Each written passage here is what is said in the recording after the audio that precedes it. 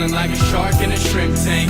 Big fish, small pond in the shrimp tank. When it take a swim. Hey, and welcome back to the post-show wrap-up here at the Shrimp Tank. We had a great show with our guest David Gould from ThermoPro and Games People Play. And David brought a lot of great information, as well as a wheel we'll be spinning throughout the post-show wrap-up. But we do have a few questions for you, Dave. So this is being the first week of January, and people are sort of doing their plans and their goals for the year. How do you measure whether or not 2017 will be successful or not? Good question. Well, you've got to develop a budget so you know what you're going to be spending, estimate your sales, put it all together, and then see how it compares to the budget you did the year prior for accuracy. So one of the things you do is set your budget, and then you're going to set a yearly goal. Here's how much growth we're going to do in this product line or that. If you've got a service, same kind of thing. So you've got to be able to identify what are the most important metrics to your business, track them, put them down on paper, print it out, and let everybody who wants to see it, put it in a visible place. You know, with over 40 years experience, you should listen to the show in its entirety because David brought a ton of information. Something about goals you also mentioned, which I thought was absolutely revolutionary in my world, was reasonable goals. You know, a lot of owners demand an extraordinary amount of productivity, but in listening to Dave over 40 years, Dave, you spoke, and I heard you say it on the show, even reasonable goals. Well, if you set a reasonable goal, you're more apt to achieve it. But by the same token, there's a school of thought that says you want to create what they call a bodacious goal, which is a bold, audacious goal. Combine the two words. So you've got to set a balance between the two, be able to set a goal that's a little bit of a stretch, but not so much so that it's out of reach, and that's what I mean by reasonable. Well, so you make a lot of products. ThermoPro and Games People Play make a lot of custom plastic products as well as his gaming business. Let's spin the wheel, and I want to talk about what you do for your staff. So let's spin this wheel if you don't mind.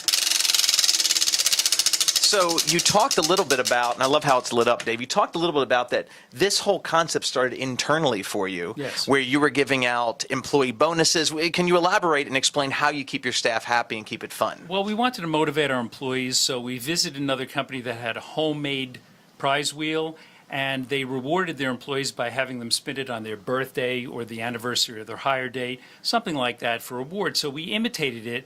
And after a while, we had a small board of advisors, and one of the guys said, why don't you guys make this and sell it?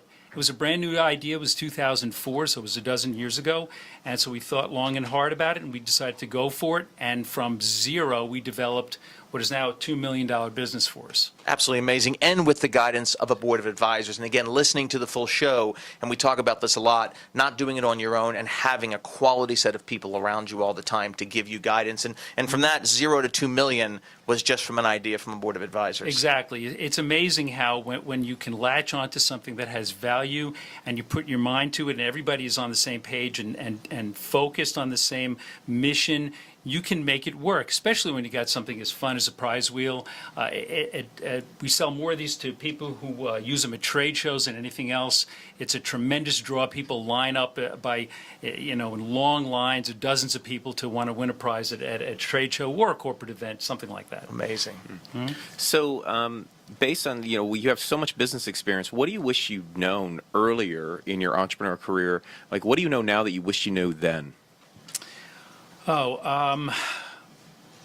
Sometimes, like I said earlier, I think that if you are able to take a step back and not rush into things, not be so impulsive, I think that even though a successful entrepreneur is faced with decisions every single day, all day long, some are very, very important, and you've got to be able to assess the situation carefully and then move forward armed with a little bit more knowledge and information than you might have if you just rush into something.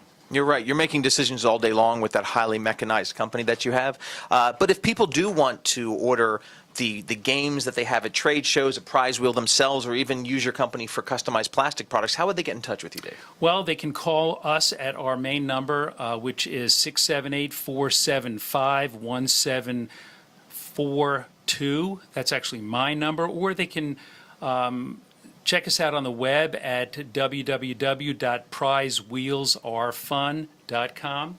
I love it. No, that's perfect. Well, listen, I know the Shrimp Tank will soon have this in 2017 for our Plead the Fifth section. I know I'll be getting one for my organization as well, and it's just been a treat to have you on. Someone with 40 years experience, just listen. He has forgotten more than we all know, obviously. David Gould with ThermoPro, thank you so much for coming on the Shrimp Tank Post-Wrap Show. It's been a lot of fun. Thank you.